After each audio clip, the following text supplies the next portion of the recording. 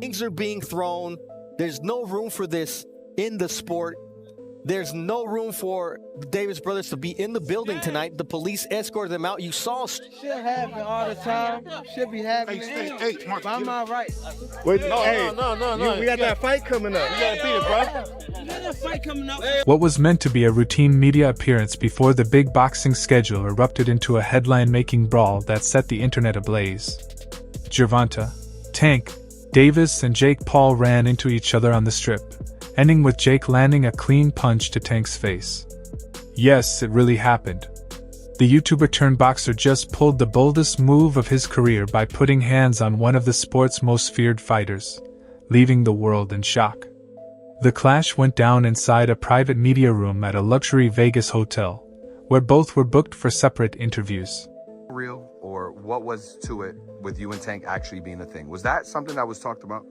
Yeah, no, it was highly talked about and in negotiations and almost ready to make happen, but he has to do his rematch with Lamont and get that W, and then we'll be able to run it back. But me and Gervonta were scheduled to fight for sure. The two had been trading shots for weeks, and when they finally came face to face, it took only a moment before things erupted. Oh, Lord. I'm sorry.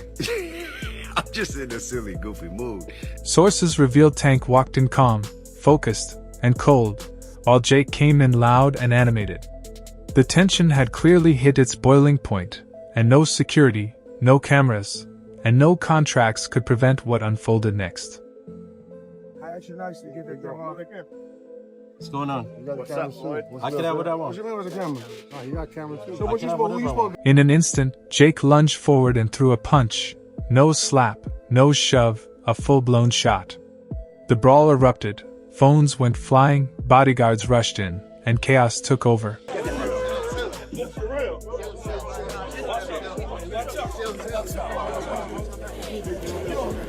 Everyone's asking the same thing. How did it come to this? Why is a YouTuber clashing with one of boxing's most feared knockout artists?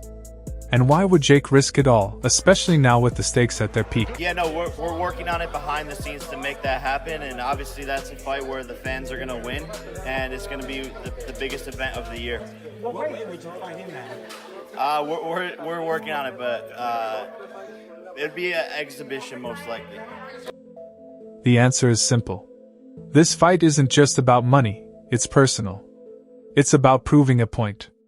Jake Paul is tired of being labeled the outsider, the gimmick, the sideshow. He's beaten former UFC champions, knocked out athletes, yet critics still say, fight a real boxer. Jake, what do you think of Jake? Clown. Yeah. He's a clown. Would you look at it as a joke if your team was like, yo, we want you to fight Jake Paul? Would you be like, come on, man? I laugh at him.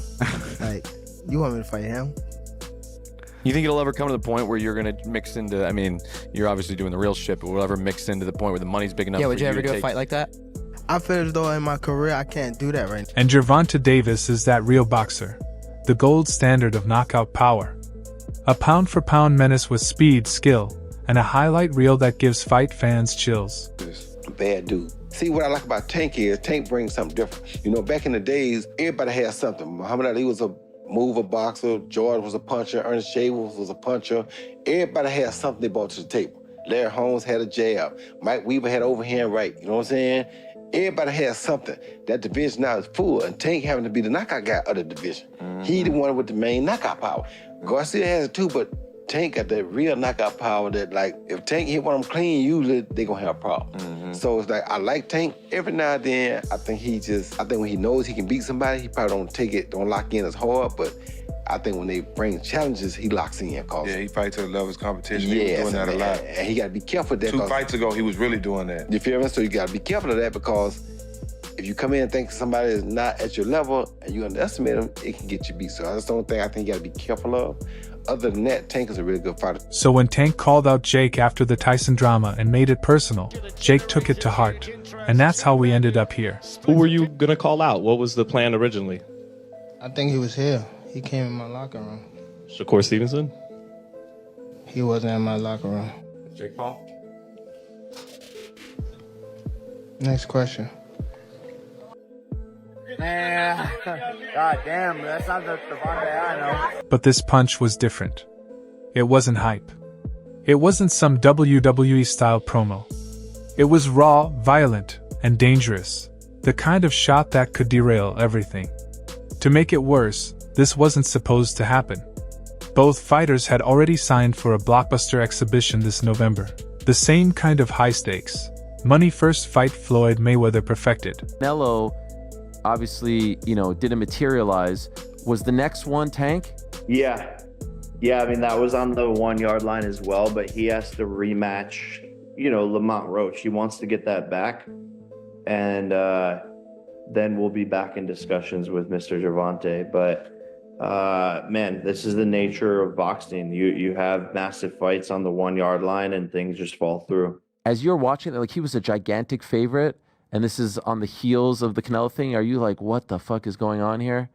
I don't know, though, because I never really thought Tank was that good. It would just take the right fighter to pick him apart, to be honest. Someone who had high activity and wasn't afraid of his power. So I always saw so many holes in his game. So to me, it wasn't that surprising that someone finally gave him some good work. If you do fight, what weight would it be at? 195. Oh, wow. So he would go all the way from 40 to 95? Yeah, I mean, it would be an exhibition. Okay. And so what does that mean? Is that 3-minute rounds? Yeah, 10 3-minute rounds. And when you say exhibition, what are the restrictions on that? No restrictions, just the fact that we couldn't actually get it professionally sanctioned. Okay. Is that still of interest to you? If he wins the rematch and you beat Julio, is that of great interest to you later this year? It was meant to be spectacle over sport, a Netflix event set to pull in millions. Jake vs. Tank was designed as a crossover cash machine, not a genuine rivalry. Jake Paul and Tank get into a heated altercation in the street. Things escalated quickly with Paul throwing hands. Who you got if they step in the ring? But now, this isn't just about the bag, it's about blood. And the stakes have changed. Gervonta Davis finds himself in a tough spot, still dealing with the backlash from his controversial draw with Lamont Roach. That August rematch hangs over him like a storm. In that fight, Tank didn't just look beatable. He looked distracted, sloppy, vulnerable. Lamont, it was like he was there, but he wasn't there for real. When you watch all his other fights, you can see his eyes just look different. When he walked into the ring with Lamont, it was just yeah, it's cool. Yeah, because you heard in the press conferences, he was just saying he was just real irritated. He didn't really seem like he just felt like I think he just trained just to get by. I think he trained to just do 12 rounds. You know what I mean? The Tank that I know, the kid that you punch him in the face, he go crazy. Yeah. You know what I mean? Or if I'm down on the scorecards, I'm gonna go out and go get it. I didn't see it that fight, and I understand it too. When us as fighters, when you get to a certain point in life, sometimes you just don't want to do it. And Roach came to win. That 9th round knockdown that got waved off set the boxing world ablaze. Critics claimed Tank was exposed, Roach insisted he was robbed, and fans argued Tank had lost his edge. Oh, and that right, but Davis took off some of the steam of the punch, but still, Roach leaned with right. He took a knee. He took a knee. What is he doing? He forgot his... It's got to be a knock. What in the world is happening? Took a knee. He's got to count. I understand. You take a knee like that, that looks like a knockdown. All right? Now Tank finds himself fighting two wars. One with Roach, hungry for redemption and revenge, and one with Jake Paul, determined to rewrite his own narrative. Tank is trying to juggle it all, but the real problem is his focus on Jake. Jake Paul isn't Lamont Roach. He's not a ranked contender, not chasing belts, he's chasing clicks and chaos. Still, the danger is real. because Jake is no longer the clueless beginner he once was. Paul, is he a legitimate boxer? A legitimate boxer, yes. People mocked me when I was saying that before, but now I think people are coming around. I say, if this kid was not a YouTuber, if he wasn't some guy that you knew from the time he was like 16 years old on YouTube, and you just saw him box, you saw him knock out former UFC champions, you saw him beat legitimate boxers, you'd go, this kid can fucking... Jake is a heavyweight, walking around close to 200 pounds. He's younger, hungry, and has shown he can end a fight with a single punch, just ask Tyron Woodley. Meanwhile, Tank fights at 135, maybe 140 on a good day.